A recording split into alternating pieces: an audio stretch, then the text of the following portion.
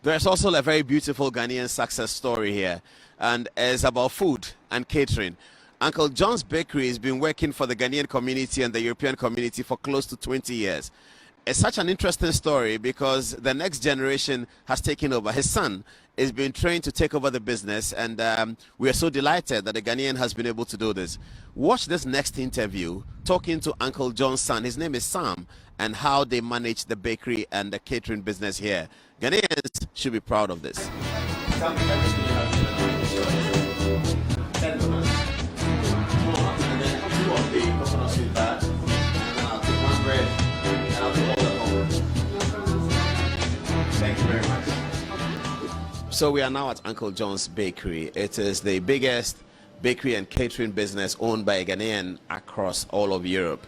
And I'm talking to Sam, his son. Now, Sam is a second generation British. His father is Uncle John. He was born here and he's lived here all his life. He studied media at the university, but he's a big manager of this business and he's the director of the company. Thank you, Sam, for your time. Thank you. Thank you very much. Yeah. Today has been very tough and we wasted a bit of your time. We've been all over, so we heard you went back and forth, and we're happy that you're here. Yeah, it's fine. It's fine. So tell us about this business. I mean, you're now sort of really managing this business as a second generation British with Ghanaian parents. Yeah. So basically, my parents have run the business for 25 years. It's been running for, and I took over from probably about the past 4 to 5 years now. So we've always been like a local store serving the community within London, and we've managed to scale up to get 2 factories that we scale from. We go as far as Scotland, we go as far as Liverpool, Leeds, Leicester, Belgium, France, Germany. And we're just trying to expand our reach into further territories where there are Afro-Caribbean people there. Yeah. So what do you basically do? Bakery means what, bread or what you're seeing here? So yeah, basically it's just Ghanaian baked goods. So we do all the traditional kind of stuff, which is going to be sweet bread, tea bread, buns bread, buffro, which is the donuts, Ghanaian donuts, chin chin, shito we also do, meat pie, fish pie, chicken pie. So we just got a variance of different kind of items, and we also do catering as well for different kind of corporations as well. So you studied media and communication, but this is your main business. Were you studying media to do this, or you have to do this because of family business? My route was definitely different from doing this. The only reason why I got involved was more or less part of legacy, was to kind of identify, you know, my parents were first generation in this country, I'm second generation, and I feel like especially with, you know, young black people, they don't really get a chance to see people that take on a business and further it, which, you know, people have been doing for many years, and I think it's time that, you know, we do also the kind of same thing and bring businesses forward and take it to the next generation, something for our kids and kids and kids to enjoy. So do you have a relationship with Ghana, whether it's politics, it's sociology, society, it's food you would have a relationship with, but do you have a relationship with Ghana's politics, culture, economics? In regards to the politics and stuff, not really. You know, for instance, we do stuff a lot with Ghana High Commission over here, and we facilitate anything to do with food. Food brings people together. When it comes down to politics, I don't really tend to get involved too much. But for us, it's always about the people. Our customers are our base. They are everything. So what the people want is what we try and deliver to them. There was differences in homes here for first generation and second generation people when the Brexit vote came about. Some of the young people like you voted to remain, some of their parents voted to exit.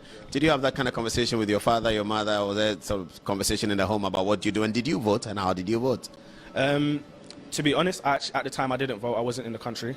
But when it comes down to voting, I think it's just down to understanding what you are voting for, which sometimes I feel people can be a bit misinformed. So when it comes down to an election and understanding why a country wants to leave, it's not just based on the demographic of people that are in the country. It's also going to be based on trade deals that go on. It's going to be based on different infrastructures that are built within the country as well. So I think everybody needs to gain a good understanding. So I went and did my own kind of research to find out what it is if we stay, what it is of what we leave. To be honest, I'm still trying to make up my mind. Would you vote on Thursday, by the way? Will I vote on Thursday? Yes, I will. I'll go and vote on Thursday. I'm still going through the manifestos at the moment, just trying to understand exactly what the governments are going to plan to do. But the way I always kind of see it is it's always a plan. It's action that's going to speak. So it's just really going through the manifesto and deciding what is the best kind of. Do you read about Ghana and what do you see when you read, and what do you like when you read, and what do you not like when you read? The thing with Ghana, what I like about Ghana at the moment is that they've shifted from a lot of the old kind of methods of doing things. What I didn't like about Ghana before was the corruption, not knowing that you could get certain businesses in place and do it in a way that is honest. But I think now that they're building solid infrastructures, they're getting a lot of the diaspora over to come and do good businesses over there, and kind of bring like the Western kind of approach, but back home basically, and build our economy back home as it should be. We've got lots of resources back home in Ghana, and there's so much stuff that can be done. So I like the way it's going, and this year is the year of the return. So there's loads of people going back to Ghana, and I hope it's not just for a period of time, but it's for a lifetime.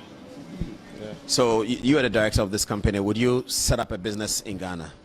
Yeah, I mean, there's been talks of us going back to go and set up in Ghana and facilitate it with the same infrastructure that we've got over here, because when it comes down to infrastructure, that's very important to me in terms of good health and hygiene with your products, making sure you deliver high quality customer service, and these things are very important. And when you travel to another country, anywhere you go in the world, you expect good service, and I think that's something that we can work better on.